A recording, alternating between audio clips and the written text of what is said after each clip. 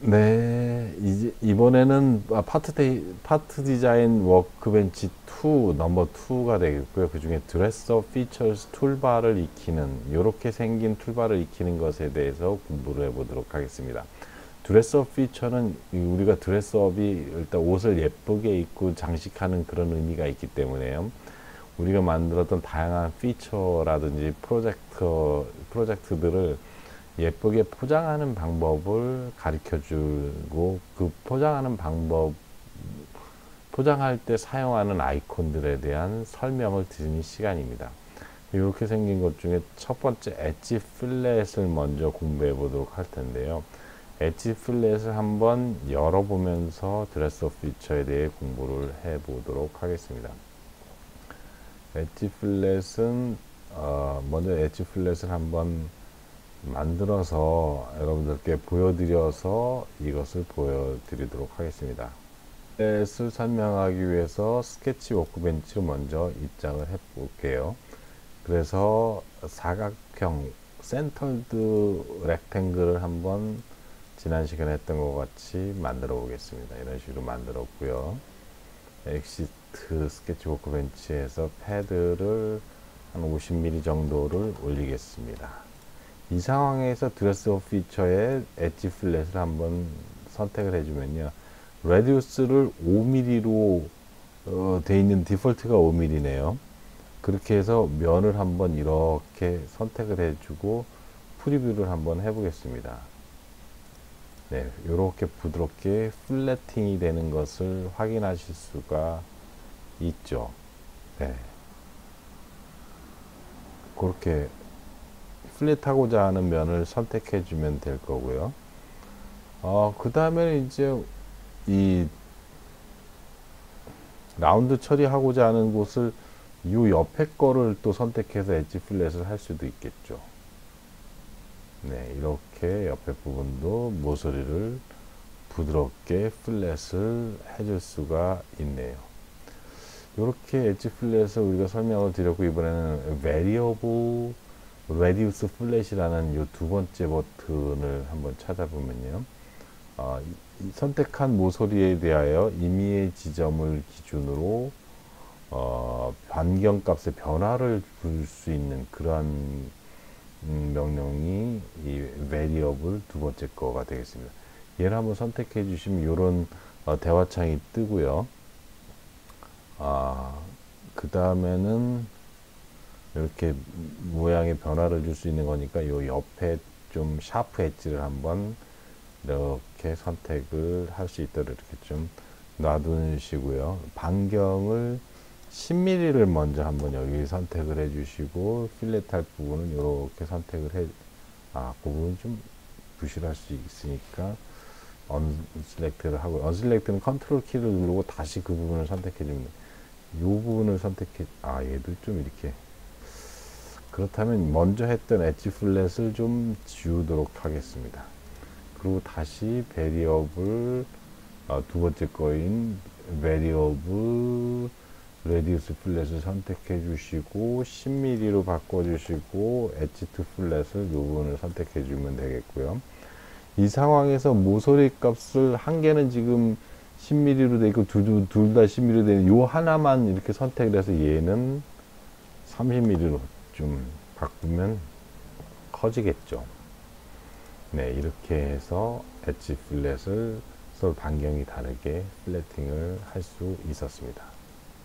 그 다음에 이제 이 부분을 다시 엣지 플랫을 선택해 줘서요, 요게 지금 이 큐빅으로 되어 있는데, 이거 큐빅으로 되어 있으면 양끝 라운드가 곡선으로 구성되며 플랫 되는 기능도 있는 것을 확인하실 수가 있고요. 얘를 큐빅을 리니어로 한번 바꾸면 어떻게 될까요? 그럼 이런 식으로 선형적으로, 곡선이 아니고 선형적으로 플랫 되는 것을 확인하실 수가 있습니다. 여기 이 선형적으로 된 것과 이 부분을 큐빅으로 했을 때 차이가 있는 것을 확인하실 수 있죠. 이렇게 곡선으로 플랫이 되느냐 아니면 직선으로 플랫 되느냐의 차이가 이 큐빅과 리니어의 차이다. 이렇게 실습을 직접 하시면서 보시면 그 차이를 직접적으로 느끼실 수가 있겠습니다. 그 다음에 세 번째로 콜달 플랫이라는 것을 우리가 볼 수 있는데요. 곡률의 반지름이 아닌 현의 길이, 즉 플랫이 들어갔을 때 곡률이 끝나는 양 끝단의 거리를 입력하여 플랫을 주는 방법이 되겠습니다. 그래서 그 부분을 이제 코달 플랫으로 한번 해보면요. 이 부분을 이렇게 해 놓은 상태에서 코달 플랫 세 번째 거를 선택해 주고요. 그럼 이렇게 대화창이 이렇게 뜨잖아요. 그러면 이 부분에 30mm를 한번 먼저 넣어. 이게 라운드 레디우스가 되겠죠. 그 다음에 이제 플랫 시킬 모서리를 이렇게 선택을 이렇게 해주고요. 그럼 이 부분이 이제 코달 플랫이 이렇게 되는 것을 확인하실 수 있는데요. 예, 이 포인트는 2포인트가 되겠죠. 예.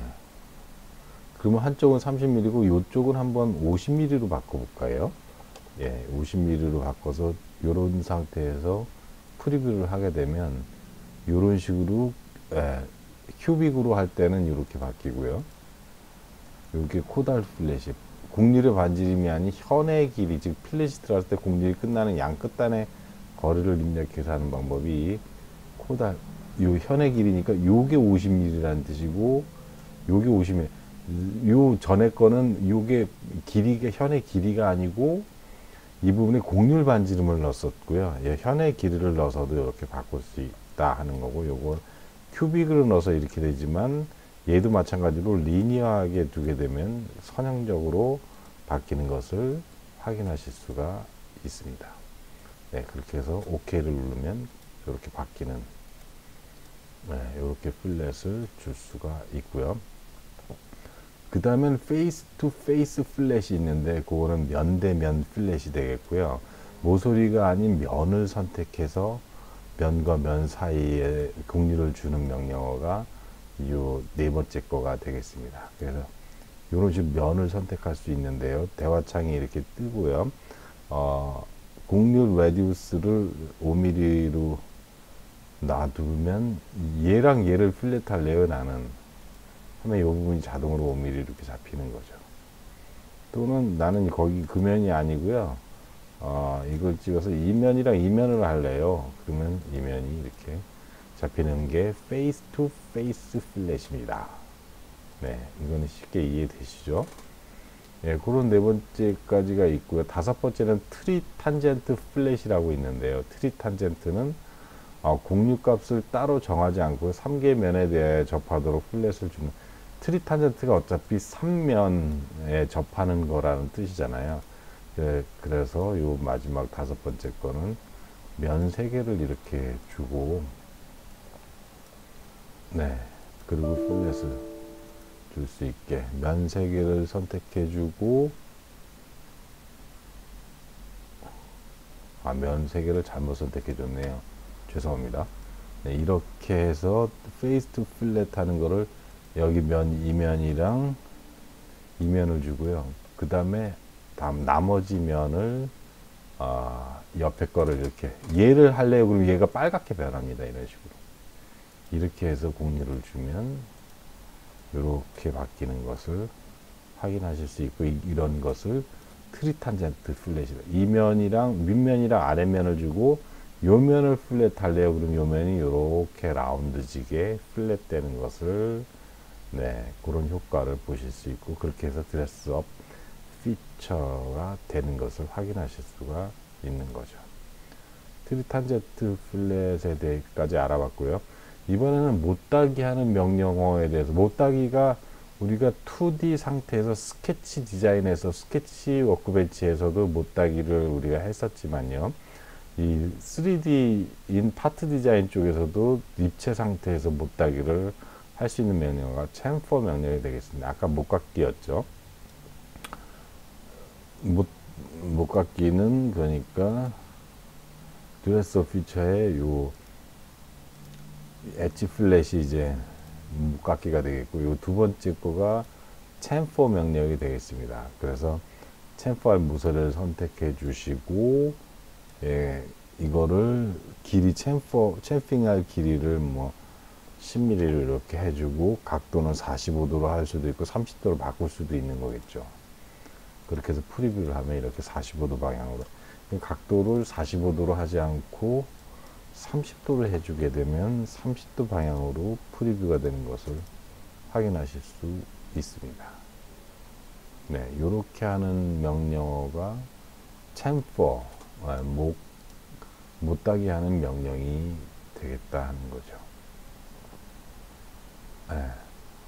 거기까지 이제 이해했으면 이제 드래프트에 대해서 이해하는 시간을 가져보도록 하겠습니다.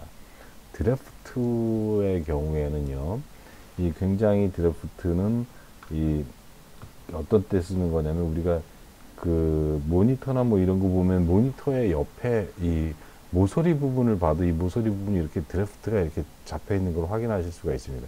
드래프트나 드래프트 앵글을 하는 이유는 이게 플라스틱 사출 금형이나 이런데 제품이 이렇게 굳어서 이렇게 나올 때 드래프트 앵글이 약간 이렇게 경사지게 이렇게 돼 있어야 그걸 빼기가 쉽다고 합니다. 금형에서 대량 생산을 할 때. 그러니까 빼기가 쉽게 하기 위해서 금형에 약간의 경사를 주게 하는 것이 드래프트다 라고 드래프트를 쓰는 이유에 대해서 우리가 먼저 이해를 하시면 좋을 것 같고요. 그 내용이 교재에는 109페이지, 111페이지는 챔퍼 코달 플랫이라든지 variable radius 플랫 같은 것들을 설명하고 있고 레디우스 반경을 주는 방법도 있었고 그 다음에 이제 드래프트 서브 툴바에서 118페이지의 드래프트 앵글에 대해서 우리가 나와 있어서 그 부분을 이해하면 될 듯 하겠습니다. 될 것 같습니다. 네, 드래프트 앵글을 좀 이해를 해야 할 텐데요. 그래서 이 부분을 빠르게 이렇게 진도를 하게 되면 여기에 모서리 좀 전에 챔프 한 거는 지우고요. 드래프트 한 것 중에 이런 식으로 처음에 솔리드 현상의 면의 네 면에 각도를 부여하는 거니까요. 드래프트를 클릭하시고 그 네 면을 선택해 주면 될 텐데요. 그 네 면은 이렇게 네 면이 될 것 같습니다. 이 드래프트 앵글을 선택해 주시고요. 각도는 5도를 우리가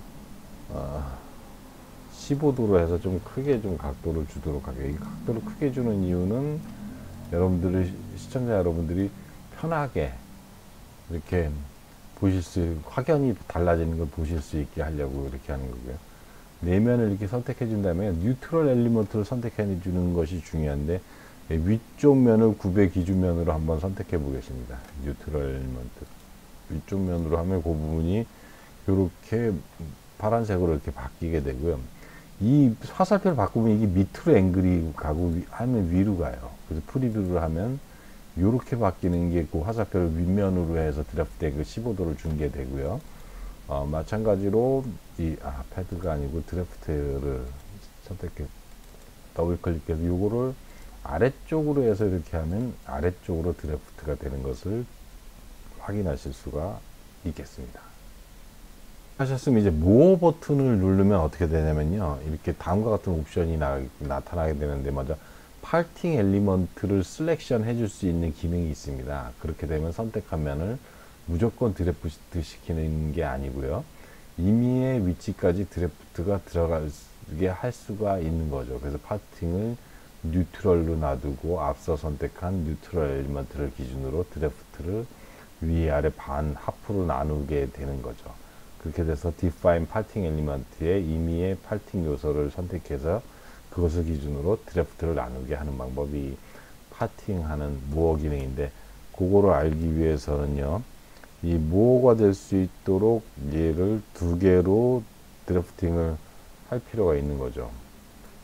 그러면 이거는 언두를 좀 하고요. 사각형 패드를 올릴 때 요거를 반반씩 올릴 수 있도록 이렇게 처리를 해 보겠습니다. 25mm만 올리고요. 그 다음에 미러 익스텐트를 해서 밑으로도 25mm를 해서 50mm 아까와 똑같은 거지만 뉴트럴 엘리먼트를 가운데 이렇게 두고서 드래프트 앵글을 가해 보도록 하겠습니다. 그래서 각도는 15도를 줘서 확연하게 시청자 여러분들이 드래프트 앵글이 되는 것을 확인하실 수 있게 해드리고요. 이런 식으로 페이스 투 드래프트를 네 군데를 선택해 주시고 그 부분은 고등 색깔로 이렇게 하이라이트가 되는 것을 보실 수 있죠. 그 다음에는 모어 버튼을 클릭하라고 말씀드렸으니까 모어를 클릭해서 파팅 엘리먼트를 교재에 있는 것처럼 이렇게 선택을 해 주시고요. 그 상태에서 드래프트를 나누게 되는데요. 파팅 엘리먼트에 뉴트럴을 체크를 해주면 되겠습니다. 그래서 뉴트럴 엘리먼트를 이 부분을 체크를 해주면 이 부분이 뉴트럴 엘리먼트가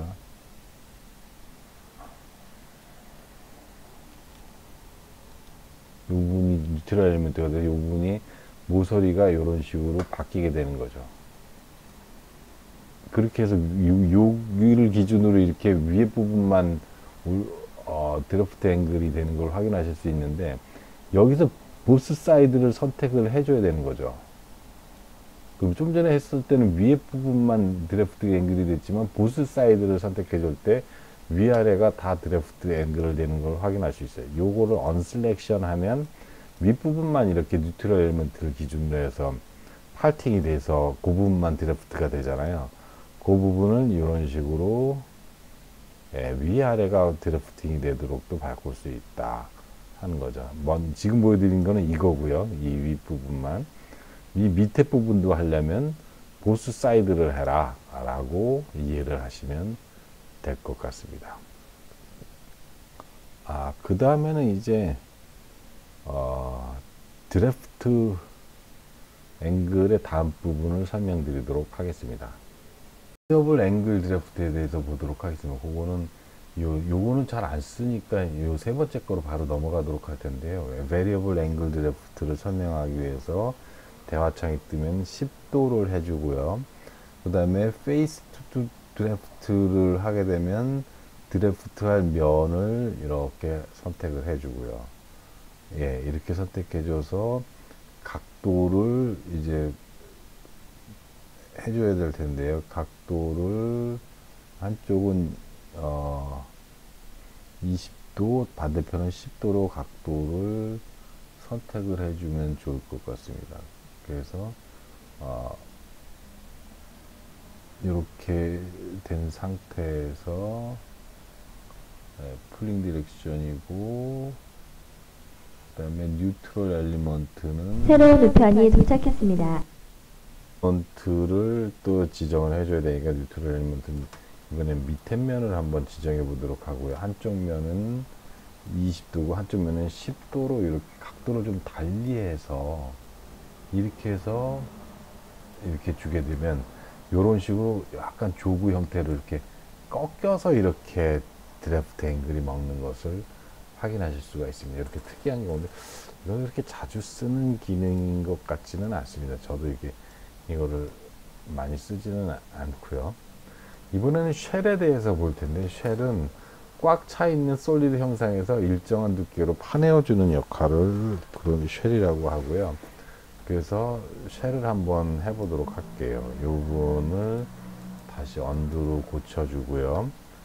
쉘은 여기에 있습니다. 이렇게 가셔서 이 드래프트 앵글의 옆에 있게 되고요. 그래서 쉘을 파낼 수 있는 길이를 여기를 석연하게 해서 10mm로 디폴트로 해서 이 부분을 쉘을 한번 해볼게요. 그러면 이렇게 연필깎이 모양으로 쉘이 나타나는 것을 확인하실 수가 있습니다. 네.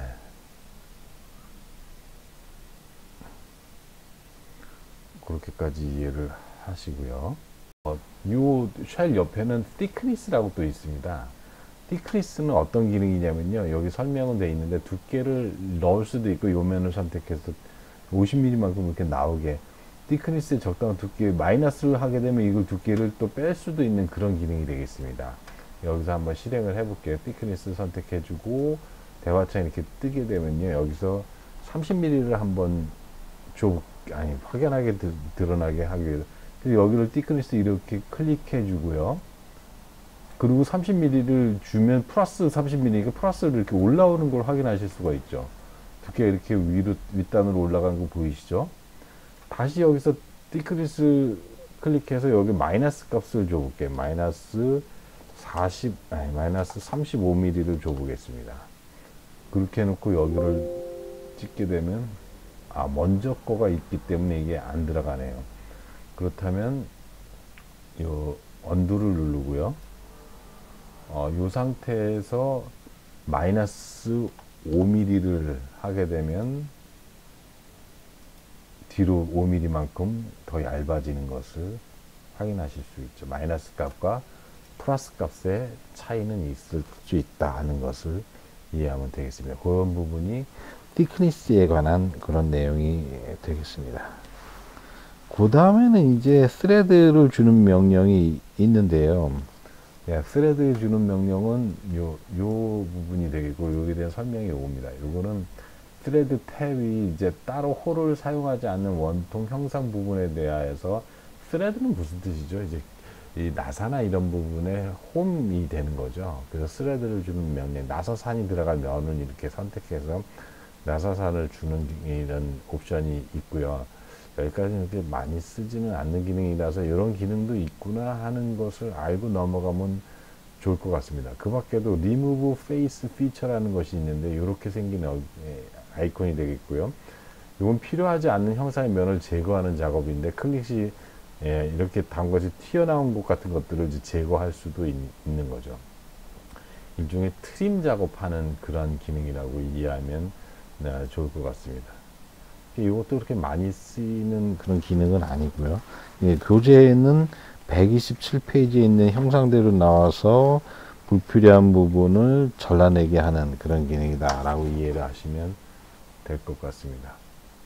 네, 그런 거를 내용을 설명해 놓은 그림이 되겠고요. 이 부분을 그렇게 쓰지는 않는데 제가 좀 잘 쓰는 기능이 하나 있어서 그걸 한번 소개해 보고자 합니다. 요런 기능이 있으면요, 이 부분에 패드를 하나 그려 볼게요. 패드를 원을 하나 그려서 패드를 그려 보도록 하겠습니다. 원을 조금 빵빵하게 크게 그리고요. 그 상태에서 패드를 한 50mm만 올릴게요. 이렇게 올린 상태에서 이 내가 올린 패드가 지금 어떤 두께를 가져야 될 상황일 때, 이럴 때 있잖아요. 이럴 때 thick surface라는 기능이 있어요. thick surface를 좀 가르쳐 드리고 싶은데요.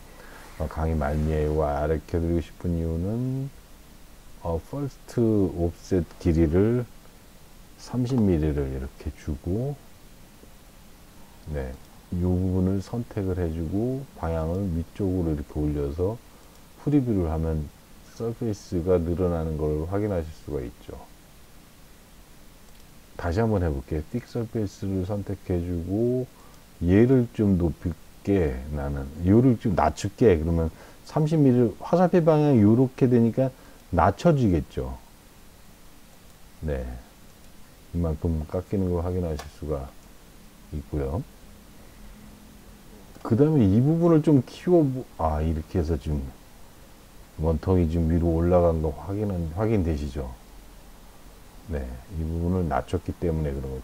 조금만 더 낮춰볼게요. 이왕 낮춰본 김에 얘를 30mm를 더 낮출게요.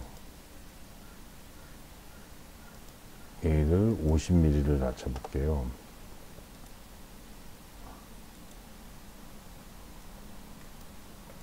하면 이 안쪽으로 더 이렇게 50mm가 더 내려간 것을 확인하실 수가 있겠습니다.